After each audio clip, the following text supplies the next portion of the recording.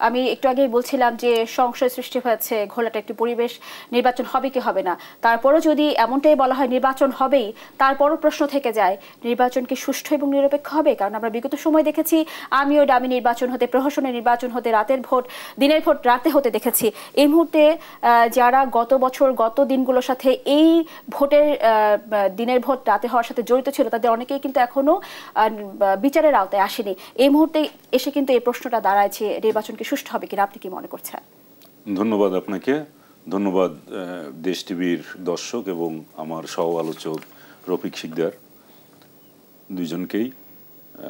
আজকে নির্বাচন নিয়ে আসলে সংশয়ের বিষয়টি খুব বেশি করে আলোচিত হচ্ছে। এটা সংশয়ের অনেকগুলো কারণ থাকতে পারে। বাংলাদেশের মানুষ গত 15-16 বছর ধরে আন্দোলন সংগ্রাম করেছে নির্বাচনের জন্য। এখন গত 5ই আগস্ট 2024 সালে ফ্যাসিস্ট শেখ হাসিনার বিদায়ের পরে মানুষের মনের মধ্যে একটা কিন্তু আকাঙ্ক্ষা সৃষ্টি হয়েছিল খুব দ্রুত একটা নির্বাচন হবে, সুন্দর নির্বাচন হবে। এবং বর্তমান চিফ অ্যাডভাইজার তিনিও কিন্তু বলেছিলেন যে একটা মানে যথাসময়ে আমরা নির্বাচনটা করব। ইভেন আমাদের এখানে নির্বাচন বা রাজনৈতিক দল বা যাই কিছু বলেন না কেন, ক্ষমতার ভাগাভাগি সব কিছু মিলে সেনাবাহিনীর একটা ভূমিকা থাকে। সেই সেনাবাহিনীর প্রধান তিনিও কিন্তু বলেছিলেন যে আমি কোনো অবস্থাতেই এই যে 2026-এর জানুয়ারি ফেব্রুয়ারির বেশি দেরি করতে চাই না। তো সেটা উনি বলেছিলেন, খুব জোর দিয়েই বলেছিলেন।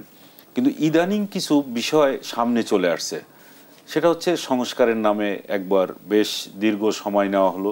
যে সংস্কারগুলো একটা বলা হচ্ছে যে সংস্কারটা কি, আপনি যেটা ভালো মনে করবেন, গতকালকে যে পোশাকটা আপনি পরবেন আজকে সেটা আপনার কাছে ভালো লাগবে না, এটাও কিন্তু একটা ধরনের সংস্কার। আপনি গতকালকে যে ধরনের অর্থনৈতিক পলিসি আপনি নিয়েছেন সেটা আজকের জন্য আপনার ঠিক না, সেটা আন্তর্জাতিক বিশ্বের সঙ্গে মিলবে না। তারপরে গতকালকে যে বিষয়গুলো নিয়ে আপনি আলোচনা করছেন সেটা তো আজকের জন্য ঠিক না এবং ভবিষ্যতেও ঠিক হবে কিনা সেটাও আমরা বলতে পারি না। তো প্রতিনিয়ত কিন্তু আমরা এই সংস্কারের মধ্য দিয়েই আমাদের সারা বিশ্বই চলছে। আপনার মনে থাকার কথা যে বিগত শতকের 80-র দশকে আমরা যারা সংবাদপত্রে ছিলাম তারা কি করতাম, সারাদিন কাজ করতে হতো, সারাদিন রাত 2টা পর্যন্ত। আমার প্রতিনিয়ত মনে থাকে কাজ শেষ করে পত্রিকা বের করে তারপরে 2টায় বাসায় ফিরতে হতো।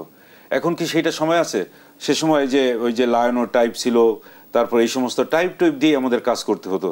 তারপর 90-এর দশকে এসে আমরা কম্পিউটার পেলাম, তাও একটা বড় বড় বাক্স। এরপরে 2001 বা এই যে এই শতকে এসেই আমরা সেগুলো আরও পরিবর্তন হয়ে স্লিম মনিটর পাচ্ছি। তারপরে এখন তো আরও স্লিম হচ্ছে, আমার এই মোবাইলের মধ্যে সব কিছু পেয়ে যাচ্ছে। তাহলে এটা হচ্ছে প্রতিনিয়ত সংস্কারের মধ্য দিয়ে, শুধুমাত্র কারিগরি না, মানুষের চিন্তা চেতনায় সমস্ত জায়গায় সংস্কার হচ্ছে।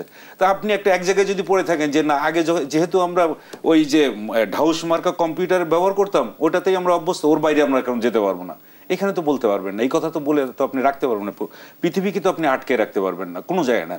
তো এখন আপনি সেই জায়গায় আসলেন এবং আমি বলবো সংস্কারের বিষয়টি দেখেন, বিএনপির পক্ষ থেকে 2023 সালের 13ই জুলাই একেবারে টোটালটা কিভাবে বিএনপি, তখন তো ক্ষমতায় আসে নাই বিএনপি, তার মধ্যেও বিএনপি একটা সংস্কার, পুরাপুরি রাষ্ট্র সংস্কার একটা কর্মসূচি দিয়েছে 31 দফা। সেখানে পরিষ্কার করে বলা হয়েছে যে বিএনপি ক্ষমতায় গেলে পরে এবার কি করবে, তারা প্রধানমন্ত্রী এবং প্রেসিডেন্টের মধ্যকার ক্ষমতার ভারসাম্য রাখবে, একজন প্রধানমন্ত্রী পরপর 2বারের বেশি হতে পারবে না, নির্বাচন কমিশনকে সম্পূর্ণ স্বাধীনভাবে কাজ করতে দেওয়ার সুযোগ দেওয়া হবে, বিচার বিভাগকে একেবারে প্রশাসন থেকে আলাদা করা হবে। এইভাবে প্রত্যেকটা বিষয় নিয়ে আলাদা আলাদাভাবে দেওয়া হয়েছে এবং এইগুলোর বাইরে এই যে সংস্কার হচ্ছে এর বাইরে কিন্তু দেওয়া হয়নি। তো এর মাঝখানে কারা এই কাজগুলো নিয়ে আসছে, কখনো কখনো যারা এই আন্দোলনের অংশীদার ছিল, তারা যারা নির্বাচনের জন্য এতদিন পাগল ছিল, সবাই পাগল বলতে কি আমি বলবো মরিয়া ছিল, সেই নির্বাচনটা করে নির্বাচিত সরকারই তো ক্ষমতা চালাবে। কিন্তু এখন নির্বাচন যতই এগিয়ে আসছে তখনই কোনো না কোনোভাবে একটা অজুহাত খাড়া করা হচ্ছে। এবং শুধু অজুহাত খাড়া করে না, এই যে পিআর পদ্ধতি, কেন এখন পিআর পদ্ধতি আমাকে নিয়ে আসতে হবে সামনে? পিআর পদ্ধতিতে কি কোনো দেশ বা এই পর্যন্ত যতগুলো দেশে এই পিআর পদ্ধতি ছিল তারা কি শান্তিপূর্ণভাবে দেশ পরিচালনা করতে পেরেছে? পিআর পদ্ধতি মানেই একটা ভঙ্গুর পার্লামেন্ট, ভঙ্গুর সরকার। আপনি আজকে দেখে গেলেন যে প্রধানমন্ত্রী একজন ওই দলের থেকে সমর্থন প্রত্যাহার করে নিল, তাহলে উনি আরো যিনি প্রধানমন্ত্রী সকালে উঠে দেখলেন তিনি আর প্রধানমন্ত্রী নেই, আরেকজন এসে প্রধানমন্ত্রী হয়ে গেছে, তার চেয়ার আরেকজন নিয়ে গেছে। তো এইরকম ভাবে এই যে কি বলে মিউজিক্যাল চেয়ারের মতো যদি ঘুরতে থাকে কোনো দেশ বা কোনো ডেভেলপমেন্ট পার্টনার অথবা কোনো বিনিয়োগকারী, তখন ওই সমস্ত একটা অস্থিতিশীল সরকারের দেশে কি কোনো দিন বিনিয়োগ করতে আসবে? বিনিয়োগ করে মানে একটা স্থিতিশীল সরকারের কাছে।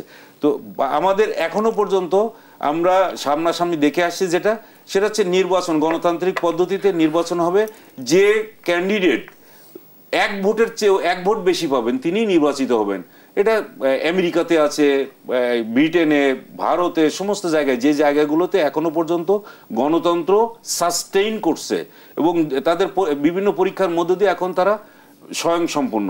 তো তাদের পথ অনুসরণ করব নাকি একটি ভঙ্গুর অস্থিতিশীল সরকার গঠন করার দিকে আমরা যাব?